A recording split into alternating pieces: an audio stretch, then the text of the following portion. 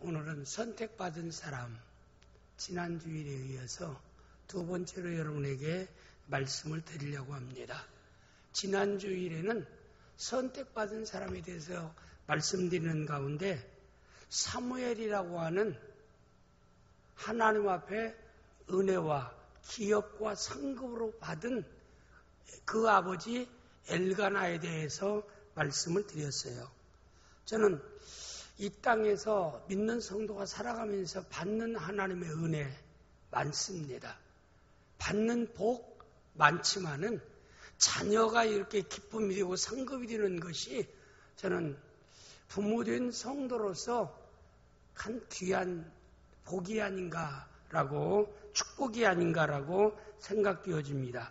시편 127편 3절 말씀 내용에 보면은 다 같이 읽겠습니다. 보라, 자식들은 여호와의 기업이요 태어나면 그의 상급이로다. 자식이 기업이 되어지고 그리고 상급이 되어진다.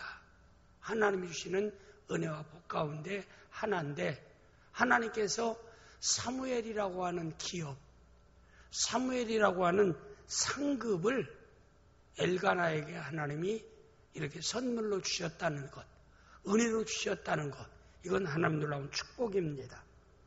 제가 지난주에 말씀드렸어요. 엘가나가 그렇게 아들의 기업이 되고 상급이 되는 그런 복과 은혜를 받을 만큼 온전한 신앙의 사람인가? 부족함이 없고 그리고 그가 허물이 없는 사람인가? 결코 그러하지 않다라고 말씀드렸습니다. 왜냐하면은 그는 하나님 말씀에 불순종한 사람이에요. 사유의 가장 기본 단위가 가정을 통해서 사유가 출발하는 겁니다. 행복한 가정이 되어야 행복한 사유가 이루어질 수 있는 것입니다. 그런데 엘가나의 가정은 행복한 가정을 이루지를 못했어요. 그의 이유는 최고의 행복한 가정을 이룰 수 없는 원인은 누구로부터 찾을 수 있어요? 엘가나로부터 출발하는 겁니다. 왜 엘가나가 마태복음 19장 5절 6절 말씀 내용에 보면은 말씀하기를 그러므로 사람이 그 부모를 떠나서 아내에게 아파요. 그 둘이 한 몸이 될지니라. 그러니까 하나님께서 가정을 세우는 하나님의 행복한 가정을 이루는 첫 번째 법칙이 있어요. 성경적인 행복한 가정을 이루는 원리의 첫 번째 법칙이 뭐예요? 일부일처입니다. 이게 성경적인 법칙이에요.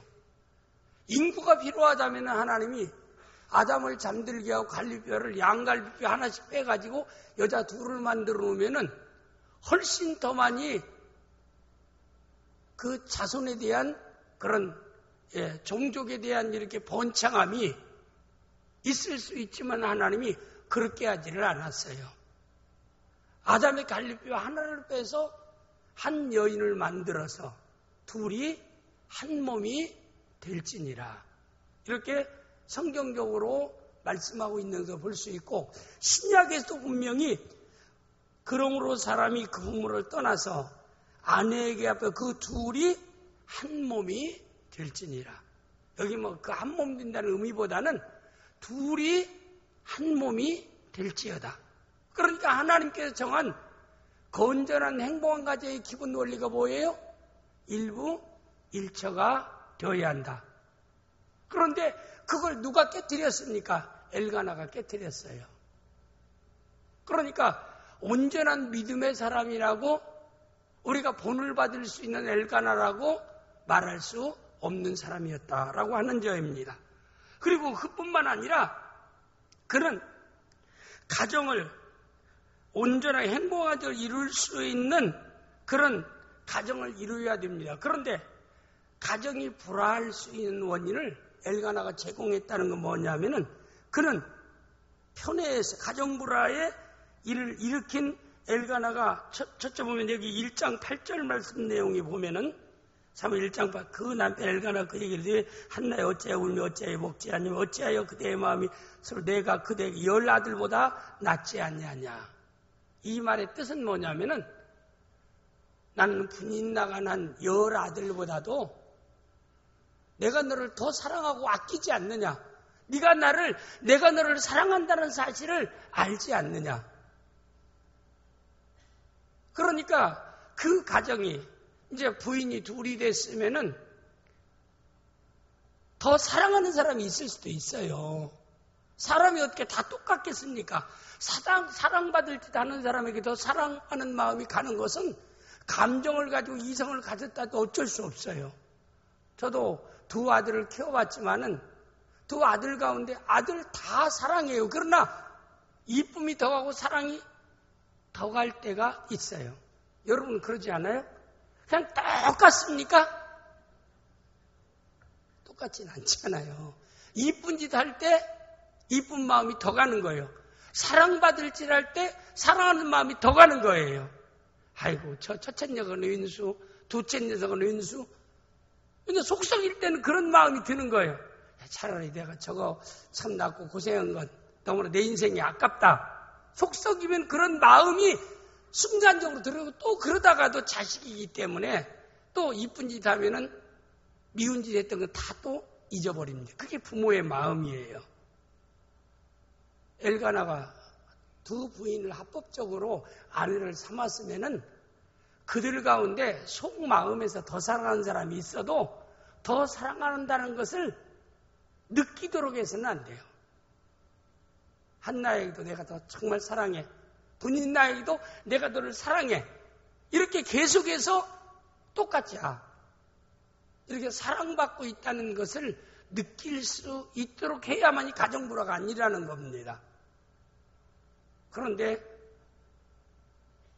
한나를 편애해서 더 사랑했어요. 참 한 가정에서 남자보다 여자들은요, 시기가 없으면 여자가 아니라고 하잖아요. 그래, 시기가 남자보다 여자가 더 많다라고 얘기합니다. 그러니까 교회에 어떤 문제가 일어나는, 시기의 문제가 일어나고 보면 다 디모데 전후서를 봐도 시기 문제를 얘기할 때는 항상 여자들의 이름을 거론하고 있어요. 성경을 우리가 보면은. 남자들이 시기하고 질투하는 것은요, 그건 치마 입을 사람이고, 거의 여자들은 시기의 화신이다 라고 할 만큼 그도 시기가 많은 거예요. 감정에 이런 편차가 남자보다는 더 많아요. 분위기에 대해서 굉장히 민감한 게 여자입니다. 그렇잖아요? 날씨에 대해서도 우울했다가 기뻐졌다 그러고 계절에 따라서 우울했다 기뻐했다. 남자들은 별로 그렇게 많이 타지 않아요. 뭐 가을에 낙엽 떨어지고 뭐 낙엽 탄 냄새가 난다고 남자들이 뭐 허무하다. 정신을 먹고 살려고 뛰고 바쁘다 보니 별로 그 관심 없어요. 이건 가을인가 보다. 추운 겨울인가 보다. 꽃피는 게 봄인가 보다. 아니 더운 여름인가 보다 하고 남자들은 사는데 여자들은 그렇진 않아요. 민감하게 반응함. 이건 그만큼 여자로서 섬세한 점도 있고 감정적인 요소가 있기 때문에 그런 거예요. 분인나가 바라보면 누구를 바라보겠어요? 누구 보고 왔어요? 엘가나 한 사람 보고 지금 시집 온 거 아니에요. 그런데 남편이라는 작자가 왜 한나만 더 사랑하느냐 이 말입니다. 여러분이 엘가나라고 분인나라고 생각하면은 남편이 자기보다 몇 배 더 사랑하는 걸 이렇게 나타난다라고 하면 그걸 보면서 기분 좋을 사람이 누가 있겠어요? 기분이 안 좋아요. 근데 그걸로 끝나는 게 아니에요. 여기에 보면 성경에 보면은 1장 5절 말씀 한번 보겠어요. 또 우리 다 같이 시작. 한나에게는 갑전을 둔 이는 그를 사랑함이라. 이는 그를 사랑하고 사랑이 얘기했지요. 그러나 그의 임신하지 못하게 하시. 여기 보니까 이제 생활비를 이제 가을 추수 때가 됐던 절기 때가 되면은 이제 절기한 모든 수입을 가지고 생활비를 이제 배분해 줍니다. 그래서 이제 집에 한나의 집이 있고 분인나의 집이 있고 그래요. 저도 옛날에 우리 고모부가 좀 잘 살았어요. 근데 이 고모가 자녀를 낳지 못해. 자녀를 낳는데 다 죽고 딸 하나만 있어요. 근데 옛날 사람들은 종족에 대해서 그 시에 대해서 굉장히 가문 이어가는 것에 굉장히 관심이 많았어요. 옛날 사람은. 그러니까 재산은 많고 그러니까 고모부가 또 두 번째 부인을 맞이했어요. 왜? 아들을 낳기 위해서요. 그런데 맞이해서 그 두 번째 부인을 맞이해서 위에 집은 잘진 집은 우리 고모가 살고 그 밑에 바로 좀 떨어져서 지면 좋은데 큰 터전에 그 안집 산 앞에 딱 항상 들어가고 나오는 게 보일 수 있는 그 자리에다가 둘째 부인의 집을 지었기 때문에 들어가고 나오는 게 항상 확인이 되는 거예요. 지금 생각할 때 참 고모부가 참 지나치게 안 보이는 데다 따로 집을 지어줘야지 큰 울타리 안에 앞에서 딱 이렇게 보이는 데다 집을 짓고 그래가지고 우리 고모가 싸나가지고 우리 오씨가요 여자가 싸나요. 남자는 너무나 양순해. 대체적으로 보면 그래. 우리 아버지의 그 사촌들을 다 봐도 마찬가지예요. 객관적으로 보면은 남자는 착해. 근데 여자는 싸나워. 제 여동생도 얼마나 싸나운지 몰라요. 싸납다는 것은 자기 할 일 똑똑히 하고 좀 똑똑하고 똑똑하니까 싸나요. 싸나니까 똑똑하고 싸나다. 좀 뭐 들리기 그런데 그렇다 이 말입니다. 가만히 보면은 우리 사촌들도 뭐 누나들이나 여동생들을 봐도 얼마나 제 형들이나 남동생들을 보면 참 양같이 착하기만 해. 그런데 우리 사촌 그 누나들이나 여동생들 보면 얼마나 똑똑하고 사는지 야 신혼으로서 얼마나 철저히 하는지 몰라요. 힘들어요. 오씨 집에 시누이 있는데 시집 오면요. 시어머니 시집살이보다도 시누이 시집살이가 더 많아요. 근데 오씨에 대해 가까이에서 본 뭐 다른 옷이라 우리 혜조 씨가 그래요. 혜조 씨를 보면 그러더라고요. 여자들 똑똑하고 싸는데 참 너무나 안타까워요. 그때 고모가 너무나 싸나가지고 지금도 그분이 돌아가셨는데 사실 여주에서 목회하는 그 목사님이 두 번째 부인이 낳은 아들이에요. 근데 그 아들이 이제 우리 고모님을 끝까지 자기 어머니는 너무나 고모로부터 스트레스를 많이 받아갖고 오래 살지 못하고 세상을 떠났어요. 정신적으로 너무나 스트레스를 많이 주니까 사람이 스트레스 많이 받으면 못 살더라고요. 참 일찍 떠나서 너무나 안타깝고 저는 항상 고등학교 때도 그 가보면 너무나 안타까워요. 모든 것을 간섭해요, 고모가. 쌀떡에 쌀까지도 체크해요. 왜 빨리 떨어졌느냐 어쩌느냐 그 정도니까 뭐 그렇게 부유하게 잘 살면서도요. 그래서 참 제가 보면 항상 우리 고모인데 우리 고모가 참 너무나 한다. 옷이 피가 안 흐른다고 저럴까 하고 참 너무나 안타까움을 가졌습니다. 그래서 결국에는 여주에 있는 제 동생이 고모를 또 끝까지 자기를 그리고 아이들을 낳자마자 돌만 되면 뺏어가 버려요. 딸이고 아들이고. 거기다 놔두질 않아요. 돌만 되면 뺏어다가 고모가 다 키우는 거예요. 뭐 키우는 일은 잘하는 거죠. 그래서 내가 나서 내가 키워야지요. 그거 뺏어가면요. 그리고 거기 가서 잠을 못 자게 해요. 데려온 순간부터는 아이를 엄마가 얼마나 품에 안고 같이 자고 싶겠습니까? 그러면은 날짜를 정해서라도 일주일에 몇 번 정해서라도 보내면 좋은데 그것도 안 보내요. 그러니까 항상 이제 저는 다 큰 고등학생이고 다 큰 조카인데도요. 그 고모 두 번째 부인이 저를 얼마나 예뻐했는지 몰라요. 제가 고등학생인데도 제가 가서 참 이렇게 대화도 해주고 또 교회 나오니까 이렇게 상담도 하고 여러 가지 위로해주고 격려해주니까 또 내가 가는 건 또 고모가 저는 내 조카이니까 제가 가는 것까지 뭐라고 하지 않아요. 제가 자주 찾아가서 그 대화했던 기억이 납니다. 근데 참 안타까움이에요. 그래서 제가 그때 오래 살지 못하더라고요. 그 우리 두 번째 고모부의 두 번째 그 부인이. 분인다가 그런 입장이에요. 무슨 죄가 있겠어요? 아내로 정식으로 데려왔는데 자식까지 낳았는데 그리고 고모부가 거기 가는 꼴을 전혀 못 봐요. 만약 거기 가서 잠잤다면 난리를 치는 거예요. 종족 번식할 때만 특별히 휴가 내서 가는 거고 얼마나 싸는지 우리 고모가요. 그래서 내가 하는 얘기예요. 그러니 그게 여자로서요. 딱 두 가지예요. 죽을 때. 여기 분인 나하고 똑같은 입장이에요. 제가 딱 생각할 때 그게 생각나서 지금 이런 사적인 얘기를 하는 겁니다. 두 번째 고모, 두 번째 사랑에 대해서 고모만 사랑한다고 얘기해야 되고, 그 다음에 또 재산도 모든 것을 고모는 반대로 다 쓰는 거예요. 이건 하나하나 조금 주면서 쌀독에 쌀까지 체크하고요. 그렇게 넉넉하고 잘 사는데도요. 입장이 마찬가지입니다. 분인나는 자녀를 낳았어요. 자녀들이 있습니다. 자녀 낳지 못하는 집에 와서 대를 이을 수 있는 자녀를 낳았습니다. 그럼 그만큼 보상을 받아야 돼요. 분인나에게는 아무런 잘못이 없어요. 엘가나에게 시집 와서 아이 낳아준 죄밖에 없다 이 말입니다. 그런데도 엘가나가 한나를 사랑하고요. 두 번째는 재산을 분배할 때도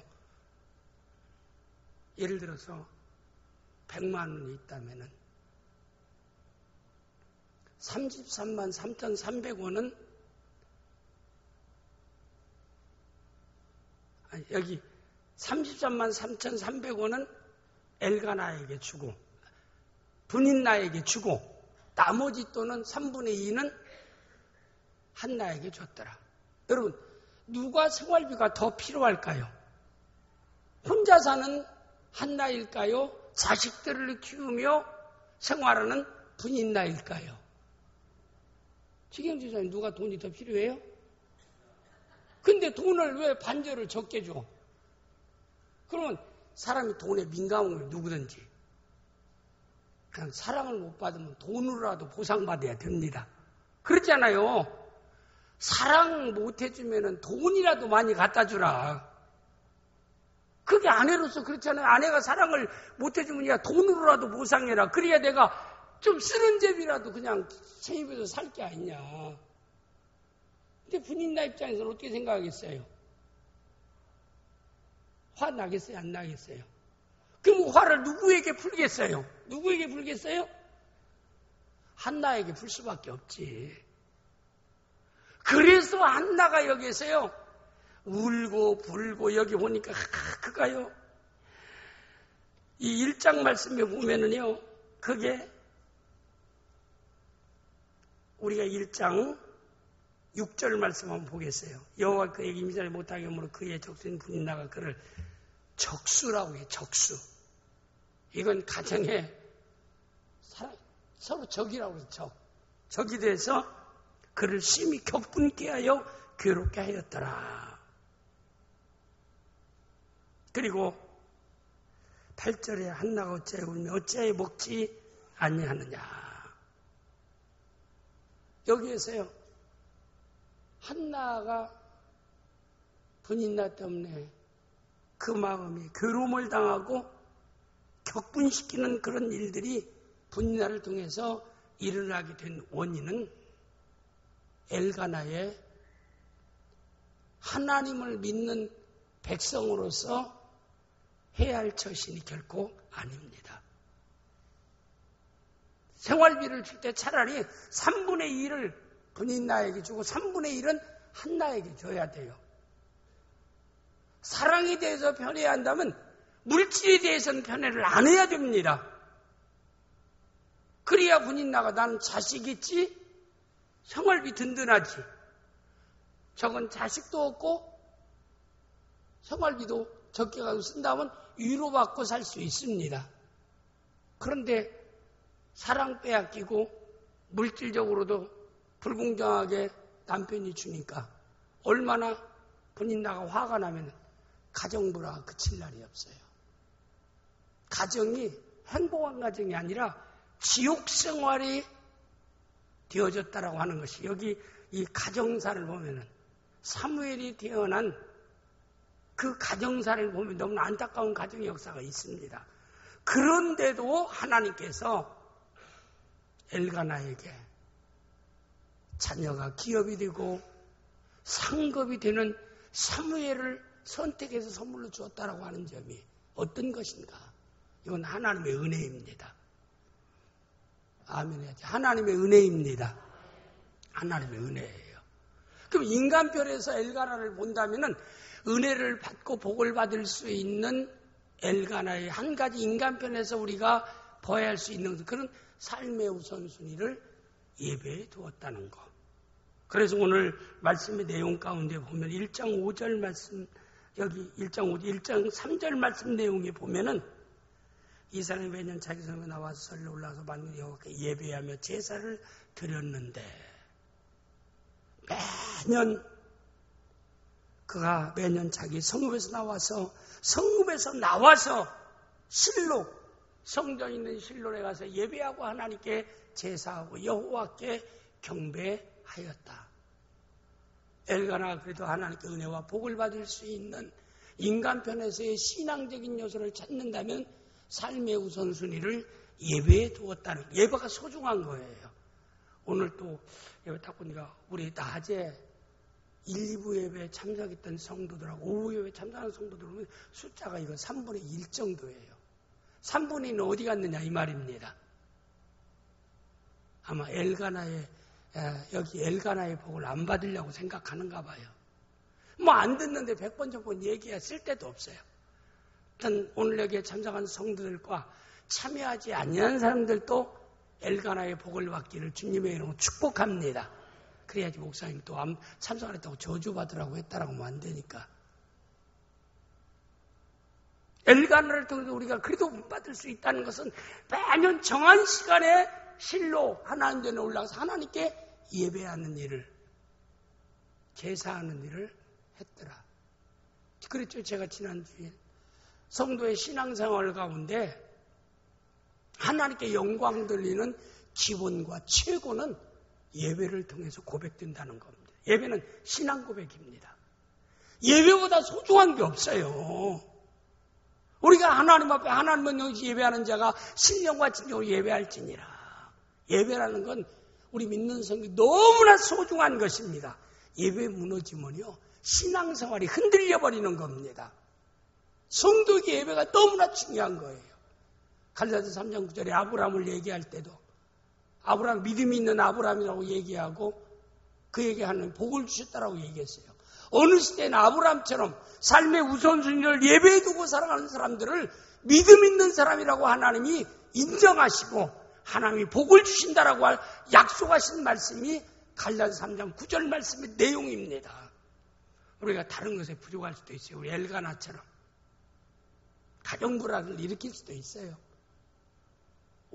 인격적으로 온전하지 못해 편애할 수도 있습니다. 재산 분배를 불공정하게 사용할 수 있는 약점이 있어도 하나님께 예배하는 것은 삶의 우선순위에 뒀다는 사실을 알아야 합니다. 참 하나님께 최고의 영광 돌리는 신앙 고백인 예배라는 거예요. 그건 하나님의 은혜를 받아야 합니다.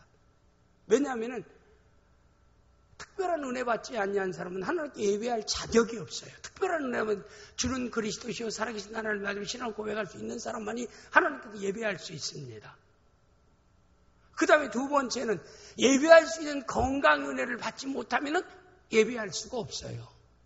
우리가 이렇게 나온교회 공적인 예배를, 형식적이고 채워지는 공적인 예배를 건강을 상실하면은 집에 있으면은 이런 공적인 예배를 신앙고백 할 수 없잖아요. 그러니까 이렇게 건강한 것도 하나님의 은혜입니다. 또 예배할 수 있는 심령을 주신 것도 하나님의 은혜예요. 지금도 집에 가서 별일도 없고 텔레비전 앞에서 앉아있던가 별일 없이 지금 카페에 앉아있으면서 예배 참석하지 않는 사람들이 있을 수 있어요. 그 심령이 은혜 받는 심령이 아니니까 예배를 그렇게 중요하게 여기지 않는다 이 말입니다. 일주일에 하면 정한 예배, 이 예배는 내가 어떤 것보다도 삶의 우선순위라고 생각하면 어떻게 일부 예배 참석한 사람이 이 오후 예배 참석하지 않겠습니까? 그렇지 않겠어요? 여러분이 바로 믿음 생활을 바로 해야 합니다. 저는 직설적으로 얘기합니다. 믿음 생활을 바로 하려면 예배가 바로 서야 돼요. 예배를 소중하게 여겨야 합니다. 제가 알고 있는 선배 목사님 한 분이 침례교회에서 굉장히 지금 한 3만 명이 모이는 교회 목사님입니다. 개척할 때 이제 교인들이 이제 한 70명 될 때입니다. 아들 하나가 있어요. 근데 그 아들을 예배 때 이제 시어머니, 자기 목사님 어머님이 어린아이, 2살 먹은 아이를 집에서 봅니다. 그리고 사모님은 같이 예배를 드리는데 막 설교하는 시간에 뛰어왔어요. 아이가 지금 열나고 몸이 아프다. 병원 가든지 어떻게 해야 된다. 알려주니까 사모님이 일어나서 예배 중간에 설교안에 나가려고 하니까 목사님이 사모 자리에 앉아있으라고. 왜냐고. 아이가 지금 아파가지고 지금 어머님이 왔다고 지금 병원 가든지 어디든 지금 조치할 게 했다니까 예배 끝난 뒤에 가라. 어떻게 생각하면 참 무식한 처사지 않아요. 오직 하면 노인이 아이가 막 아프다고 얼굴이 막 온몸이 막 달덩이 이렇게 불덩이 같이 막 뜨거워지니까 예배 시간도 그것도 견디지 못하고 노인이 아이를 누워놓고 교회에 왔겠어요. 그럼 목사님 입장에서 충분히 가라고 할 수도 있다 이 말입니다. 그런데도 하나님께 예배 시간이니까 예배 마치고 가라. 안 쳤어요. 그러니 사모님이 그때부터 목사님 설교가 들어오겠습니까? 찬송할 때 찬송이 들어오겠습니까? 1절에서 4절 있으면 1절만 하고 끝나지 4절까지 기다리기도 힘들 정도인데도 쭉 또 끝난 뒤에 갔습니다. 그분의 중심은 하나님께 예배하는 게 우리가 하나님께 바로 예배를 드려야 된다. 그분의 처사가 옳고 그름을 전 여러분에게 얘기하는 게 아니라 그렇게 예배를 소중하게 여긴다 이 말입니다. 하나님이 그 목사님에게 많은 양들을 섬길 수 있는 은혜를 그에게 주셨습니다. 어떤 사람은 100명 모이든지 3만 명 모이든지 똑같이 결코 그렇지 않아요. 저는 많은 사람에게 복음을 증거할 수 있도록 하나님이 쓰신다는 건 하나님의 은혜인 줄을 믿습니다. 낫다라고 얘기하는 건 아니에요. 우리가 기왕에 하나님께 쓰임받으면서 크게 쓰임받는 게 얼마나 좋아요.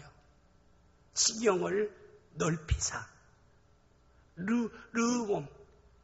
우리가 이삭이 내 지경을 하나님이 넓히셨다. 여러분과 저의 삶 가운데 마찬가지입니다. 내가 어떤 사업을 하는데도 송파만 상대로 하는 사업보다는 서울 전체를 아우릴 수 있는 사업을 하고 우리의 전 도를 아우릴 수 있는 사업을 하고 아시아 전 세계적으로 사업할 수 있는 넓은 여건을 주시는 것, 이것이 저는 하나님의 은혜라고 봅니다. 적게 하는 것도 하나님의 은혜예요. 은혜가 아닌 게 아닌데 크게 하는 것이 그게 죄악된 것이냐 이 말입니다. 저는 우리 낙원교회 성도들 어디 있든지 저는 한 인생을 살아가면서 저는 높게 크게 쓰임받을 수 있는 그렇게 되어지기를 주님의 이름으로 축복합니다. 적은 것도 하나님이 맡겼으면 한 달란트 담당하는, 그건 하나님께서 너는 한 달란트 담당할 수 있는 능력이라면 한 달란트 맡기는 거고, 그릇이 너는 2달란트를 담당할 수 있는 능력이라면 2달란트를 맡기는 거고, 너는 5달란트를 맡기는, 저는 5달란트 맡기를 원합니다. 저한테 선택을 하면 저는 그래요.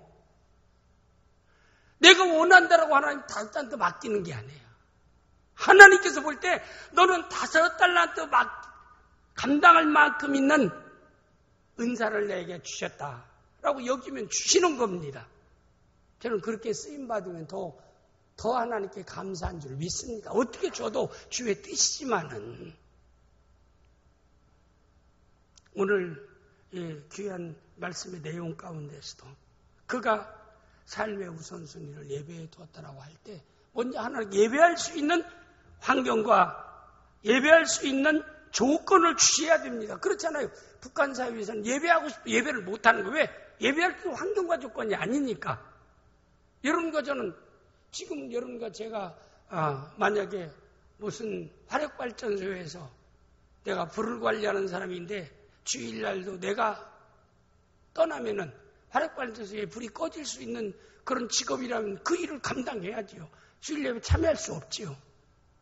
내가 KTX를 운전하는 사람은 주일날 내에 걸려가지고 KTX를 지금 부산을 내려간다면 예배 참석할 수가 없지요. 그런 것들 은혜가 없다는 얘기가 아닙니다. 제가 얘기하는 것은 북한 사회라면은 신앙의 자유가 없는 곳이라면 마음껏 하나님 앞에 예배할 수가 없다는 것. 그러니까 예배는 하나님의 환경과 조건을 주시는 것도 은혜예요. 예배는 하나님께 예배할 때 심령 주신 것도 은혜예요. 예배는 하나님께 예배드릴 수 있는 건강 주신 것도 은혜예요. 예배는 하나님께 예배할 수 있는 하나님의 특권, 자녀의 특권, 구원의 특권을 주신 것도 하나님의 은혜인 줄을 믿습니다. 여러분과 저의 선택, 결단이 필요한 겁니다. 우리는 예배의 소중함을 알아서 우리가 엘가나처럼 다른 면에서 부족함이 있다 할지라도 예배를 삶의 우선순위에 두고 예배에 충실할 수 있는, 정말 내가 최선을 다해서 하나님께 예배를 통해서 영광 돌리고 예배를 통해서 은혜 받는 우리 귀한 성도들이 되어질 수 있기를 주님의 이름으로 축복합니다. 주여, 예배할 수 있는 은혜를 나에게 주시옵소서. 환경 달라는 겁니다. 건강 달라는 겁니다. 심령 달라는 겁니다. 완악해서 다른 것 때문에 예배에 참여하지 않는 그런 마음이 생기지 않게 하옵소서. 예배를 삶의 우선순위에 둘 수 있는 마음을 나에게 주시옵소서. 예배할 수 있는 건강을 주옵소서. 예배할 수 있는 환경과 조건을 나에게 주시옵소서. 이렇게 하나님께 기도하고 선택하고 그리고 결단하고 행동할 수 있는 우리 낙원의 귀한 성도들이 되어질 수 있기를 주님의 이름으로 축복합니다. 오늘 나와 있는 사무엘의 어머니 한나도 오늘의 말씀에 똑같습니다. 엘가나처럼 신앙생활에 부족함이 없거나 허물이 없는 한나는 결코 아닙니다. 한나의 부족함과 허물, 그는 이기적인 삶을 산 사람입니다. 1장 8절 말씀 내용에 보면은 남편이 자를 사랑한다라고 하면은 그렇게 티내게 나를 사랑하지 말라. 당신이 나를 너무나 사랑하는 것을 분인 나에게, 동생에게 보이니까 동생이 이렇게 화가 나갖고 나를 괴롭히고 격동시키지 않느냐. 나도 사랑하지만 당신의 자식들을 낳은 분인 나를 좀 더 당신이 사랑하라. 나 사랑하는 속으로 사랑하라. 라고 할 정도의 믿음의 사람이 되어야 하지 않겠습니까? 성경, 신약 성경의 마태복음 5장 13절 14절에 너희는 세상의 빛이고 세상의 소금이라.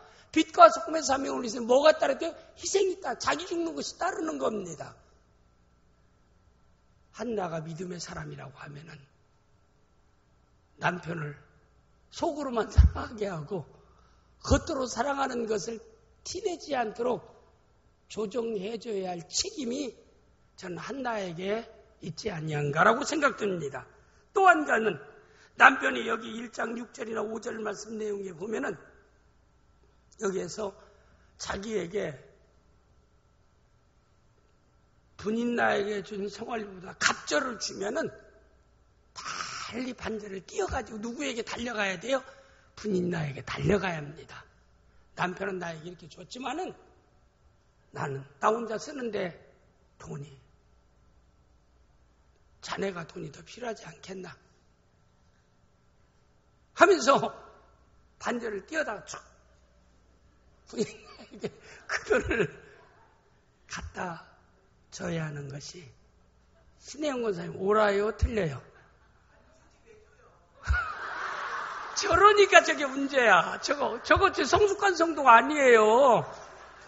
저것이 아니라 우리 신혜영 권사님이 그거 자꾸 지금 생각할 때 본처, 세컨드 그렇게 생각하니까 그래요. 그러지 않아요. 악법적으로 사회적으로 인정된 사유예요. 두 사람도 둘 수 있는 사유 제도예요. 회교권에서 알라심 있는 사람들은요, 능력껏 3명, 4명, 5명도 두어요. 절대 투기하지 않습니다. 근데 그 당시만 해도요, 이게 내가 아까 일부 일처는 성경적인 거고 사회적인 윤리나 사회적인 형편이나 사회적인 조건에서는 자녀를 못 낳으면 두 번째 부인을 두어서 자녀를 낳을 수 있는 게 사회적인 통례였어요. 그러니까 사실 엘가나는 사회적인 통례를 따른 거예요. 환경에 민감해서 따른 겁니다. 다급하기는 하고 그러니까.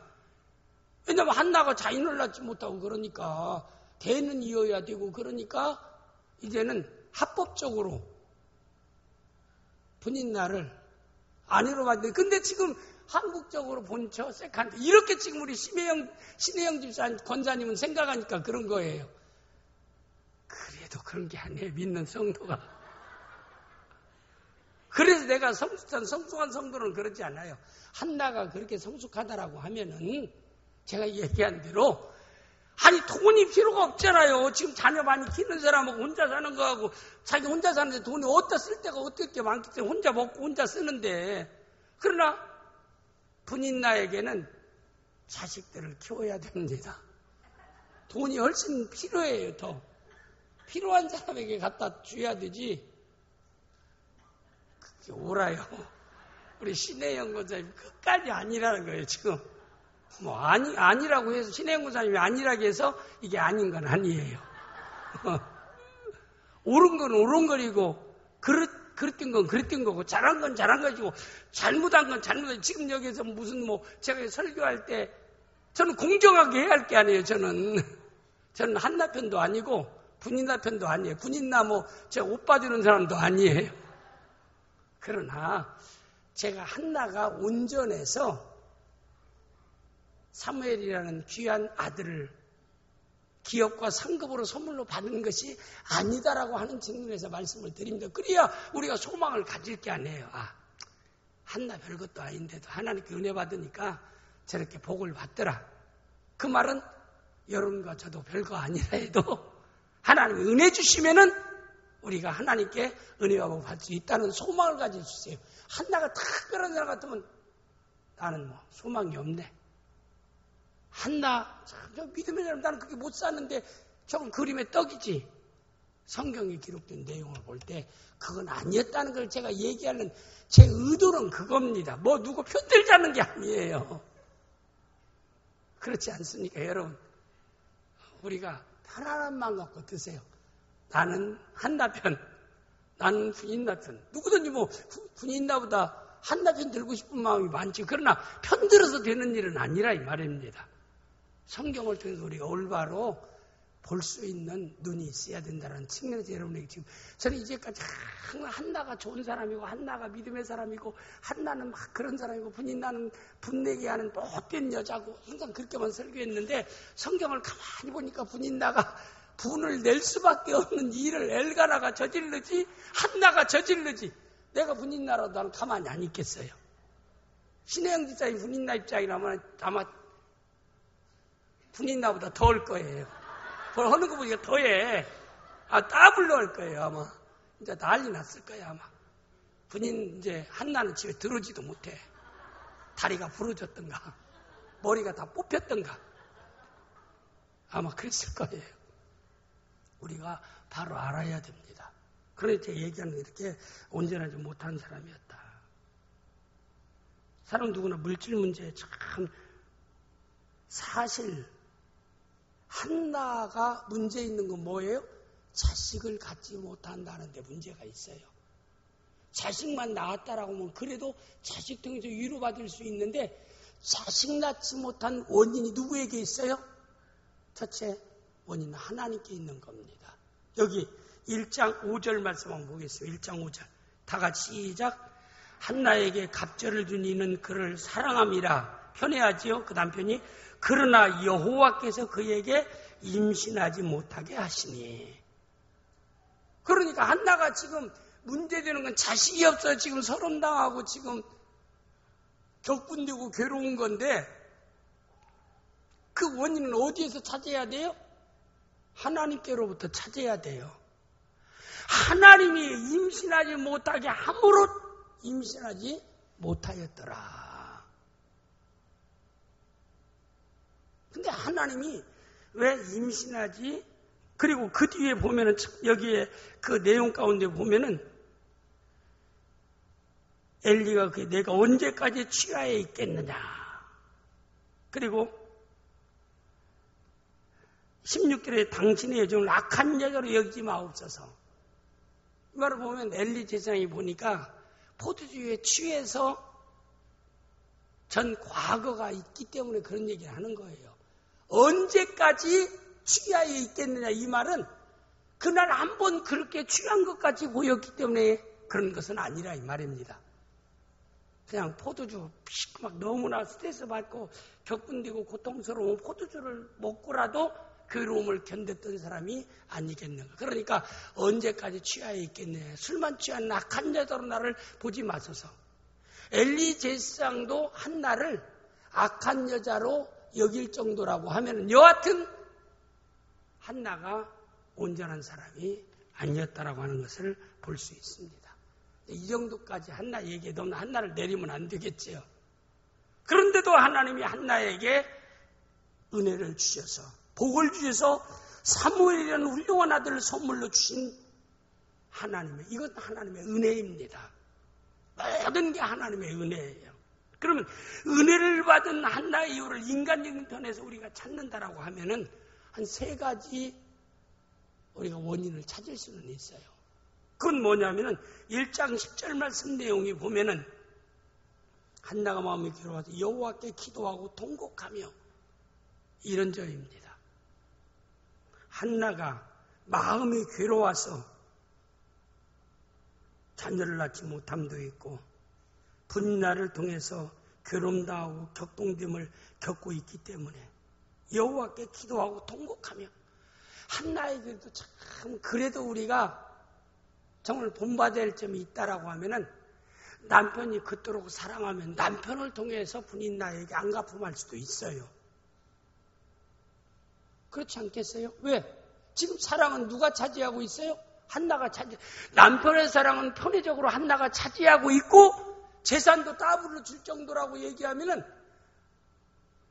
내가 생각할 때는 엘가나가 없을 때만 분인나가 아마 그렇게 여우같이 괴로움 주고 고통 준 것 같아요. 한나는 좀 그래도 착하기는 인간적으로는 착한 것 같아요. 성품이 착한 것 같아요. 우리 고모같이 싸납지는 않은 것 같아요. 그러니까 남편이 있을 때는 형님 동생인지 형님인지는 성경을 좀 형님이라고 하면 동생이라고 해서 남편 있을 때는 잘하는 것 같아. 남편만 없으면 이때부터 이제 괴롭히고 격동시키는 거예요. 그럼 인간적으로 생각하면 어떻게 했어요? 나를 사랑하고 돈까지 주는 엘가나 통해서 분인나를 내가 바꿔놓아야겠다. 분인나를 통해서 내가 제지해야겠다라는 생각을 가질 수도 있고 내가 살던 머리를 다 끄집어 뽑아버리더라도 내가 죽고 살고 하면 내가 한번 작심하고 한번 싸우리라. 애 낳지 못한 그런 서름까지 너한테 내가 너한테 힘으로라도 내가 너를 제압하리라. 인간적인 생각과 마음을 가질 수도 있다 이 말입니다. 그런데도 한나가 그래도 하나님의 은혜를 받을 수 있는 요소는 뭐예요? 여호와께 자기의 한나가 마음이 괴로울 때 여호와께 기도하고 통곡하더라. 통곡이라는 말은 눈물의 기도입니다. 히스기야가 죽을 병이 갈 때 벽을 향해서 눈물 흘리면서 하나님께 기도했던 것처럼 한나가요 심히 괴로운 일을 당할 때 그는 여호와께 나가서 통곡하면서 하나님께 기도했다라. 통곡이라는 말은요 중심을 바쳐서 하나님께 기도하는 겁니다. 오직 이 문제 해결은 여호와 하나님의 손에 있습니다. 내 원통함을, 내 괴로움을, 내 격동됨을 하나님께서 풀어주시옵소서. 하나님이 해결하여 주시옵소서. 이게 한나를 통해서 우리가 신앙적으로 본받아야 할 귀한 교훈입니다. 영적인 교훈입니다. 여러분, 사람에게 인간적으로 해결을 하면 일만 더 얽힙니다. 싸움판만 커져요. 상처를 더 많이 받습니다. 괴로움을 더 많이 받습니다. 어떻게 해야 돼요? 살아계신 하나님께 가지고 나가야 됩니다. 저도 교회를 개최하고 이끌어오면서 교회적인 어떤 중직과 어떤 문제가 있으면요 맞서 싸우려고 하지 않아요. 저는 강단에서 금식하면서 기도했어요. 그게 좀 내 마음 미흡하다면 기도원에 올라가서 금식하면서 하나님께 기도했습니다. 하나님 아시죠? 하나님이 문제를 해결하여 주시옵소서. 문제를 느낀 중직의 아내가 사모한테 전화해서 목사님 지지하는 사람은 20%요. 우리를 지지하는 사람은 80%입니다. 어떻게 사모한테 그렇게 전화해서 중직의 부인 되는 사람이 그렇게 사모한테 낸 기도원에서 금식하면서 지금 담임 목사는 기도하고 있어요.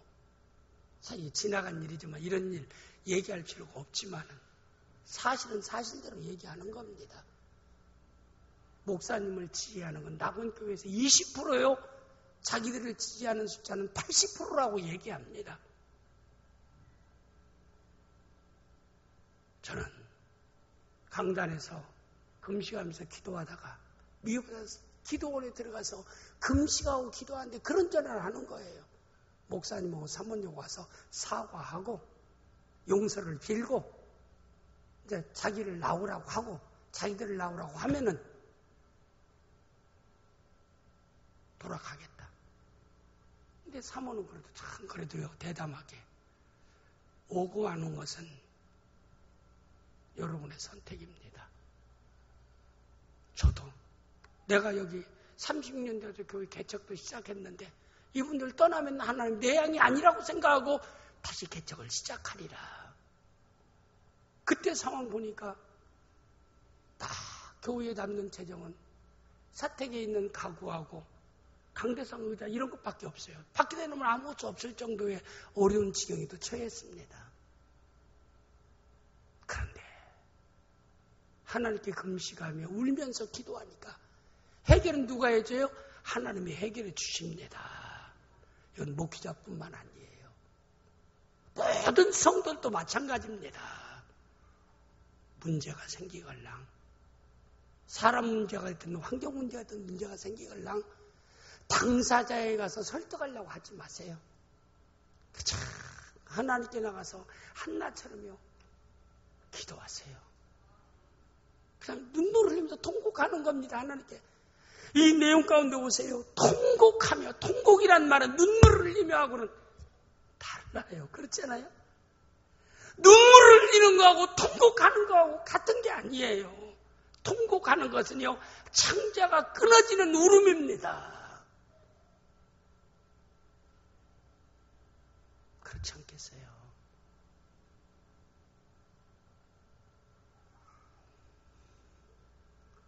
우리가 하나님 앞에 살면서요 크고 작은 여러 가지 어려움 우리에게 인과관계에서의 어려움이나 환경적인 어려움 다 사람 관계 속에서 일어난 일들입니다. 당사자 사람 만나서 해결하려고 하지 말고 모든 것들의 주권을 하신 하나님께 나가서 통곡하며 한나처럼 문제를 해결할 수 있는 성도가 되어질 수 있기를 주님의 이름으로 축복합니다. 야고보서 5장 13절에 너희 중에 고난당하는 자가 있느냐? 저는 기도할 것이다. 기도하고 있으면 기도만 한다고 되느냐 그런데 참 그런 사람은 기도의 능력을 모르는 사람이에요. 성경에 기도하라고 그랬잖아요. 히스기야가 죽을 병에 걸렸을 때 뭐 했어요? 기도했어요. 18만 5천 명의 항복을 종료할 때 어떻게 했어요? 밤을 세워가면서 항복 종료하는 편지를 하나 읽어주면서 하나님께 기도만 했어요. 기도는요 믿음의 행동입니다. 하나님이 역사할 수 있도록 얘기하면 공을 뭐 이렇게 던졌다 누구에게 이건 뭐 대통령에게 공을 보냈다 대통령은 또 그 공을 또 국회에 보냈다 그런 얘기 하잖아요. 삶의 문제를 내 문제이지만 하나님 문제입니다. 하나님 앞에 공을 하나님께 처리하도록 보내드리는 것과 같은 믿음의 행위가 기도입니다. 기도는 성도의 특권이에요. 문제 해결의 열쇠입니다. 하나님께 기도하라. 성경 66권에 보세요. 문제를 해결했던 모든 그렇게 니느웨로 가라고 했던 요나가 다시스로 가고 물고기 뱃속에 들어가서 요나서 2장 보세요. 요나가 뭐 했더라? 여호와께 기도했더라. 믿음의 기도를 드리잖아요. 하나님 전에 내가 하나님을 볼 것입니다. 예배할 겁니다. 아니 물고기에서 지금 죽을지도 살지도 모르는데 뭐 어떻게 하나님께 뭐 예배하고 뭐 하나님께 나아가요. 물고기 뱃속에서 누나가 처음 다시스러 가는 배를 탔을 때 윗바창에서 바다 밑에서 누워서 편안하게 잠을 잔 것처럼 물고기 뱃속에 들어가서 또 살든지 죽게 죽듯입니다 하고 잠을 잔 게 아니에요. 누나도 2장 보세요. 누나가 뭐 했더라? 기도했더라. 기도했더라. 예수님도 중요한 문제가 있을 때마다 기도했어요. 공생에 들어가기 40일 동안 광야에 가서 금식기도 하셨습니다. 12제를 선택할 때도 어떻게 했어요? 기도했습니다. 십자가라는 엄청난 구속의 사건을 놓아놓고도 어떻게 생각해서 그의 기도할 때요. 모세일관이 파기돼가지고 땅구멍에서 피가 비쳐 나올 만큼 하나님 앞에 간절하게 기도했어요. 성지순례 가서 제가 찍은 사진도 있어요. 그 예수님이 기도했던 그 자리에서 예수님과 똑같은 성경에 나타나는 그 자세를 가고 똑같이 기도하면서 사진 한 장을 찍었었습니다.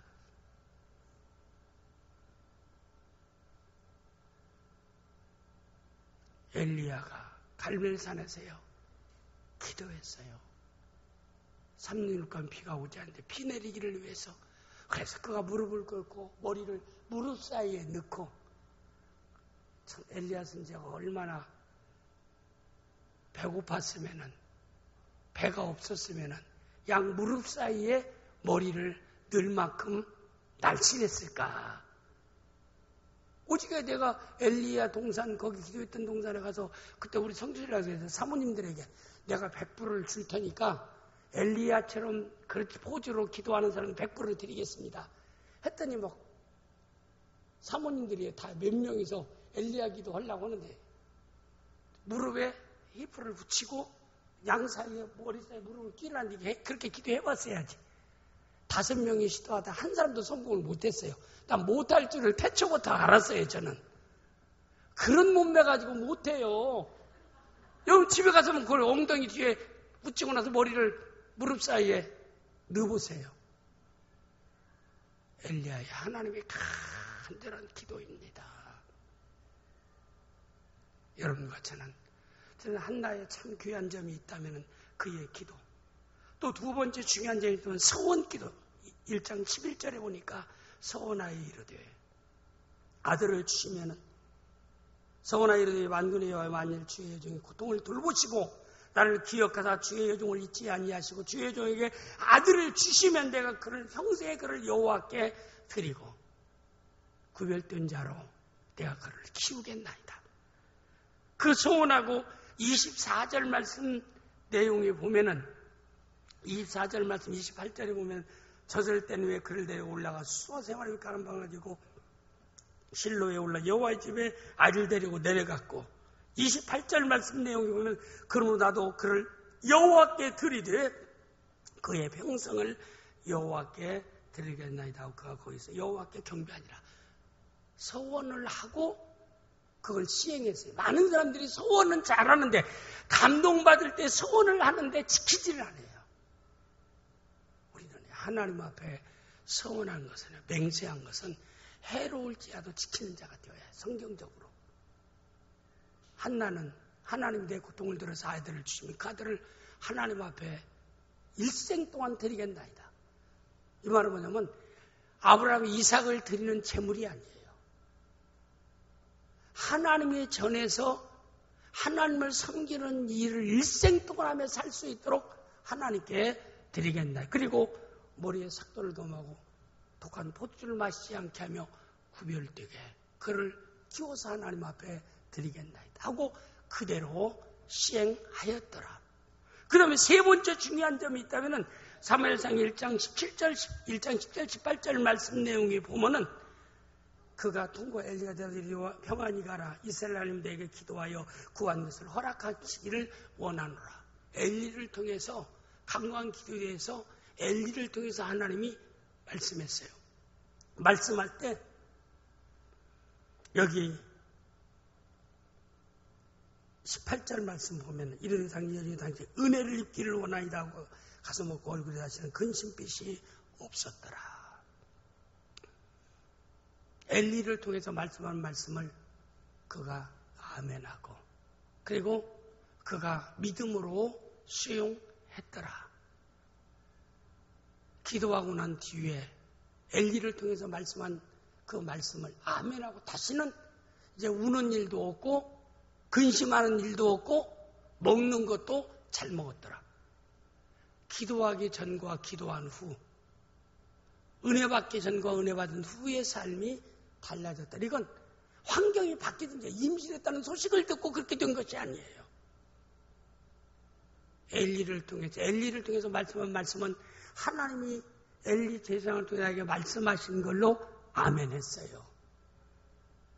그리고 믿음으로 받아들이니까 얼굴빛이 달라지고 울고 먹지 못하던 한나가 이제는 근심도 사라지고 평안한 마음으로 먹기 시작했더라. 히브리 11장 1절대로 믿음은 바라는 것들의 실상이라고 얘기한 대로 하나님의 약속대로 이루어질 것을 확신했습니다. 그 일 후에 하나님이 한나에게 사무엘이라고 하는 훌륭한 기업과 상급이 되는 선물과 은혜를 주셨다라고 하는 것이 오늘의 말씀의 내용입니다. 여러분과 저는 결론적으로 한나처럼 우리의 삶의 여러 가지 내가 온전하지 못하다 할지라도 인격적으로 성화되지 못하고 신앙적으로 온전하지 못하다 할지라도 나에게 어떤 문제가 됐든 하나님의 주권 속에서 이런 어떤 문제가 됐든 고통의 문제가 있을 때는 하나님 앞에 통곡하며 기도했던 것처럼 기도를 통해서 문제를 해결하고 말씀을 통해서 다가오는 하나님 말씀을 아멘하고 믿음의 삶을 살아가는 귀한 성도들이 되어질 수 있기를 주님의 이름으로 축복합니다. 기도하겠습니다. 아버지 하나님 감사합니다. 하나님의 특별한 은혜와 특별한 복을 받은 사무엘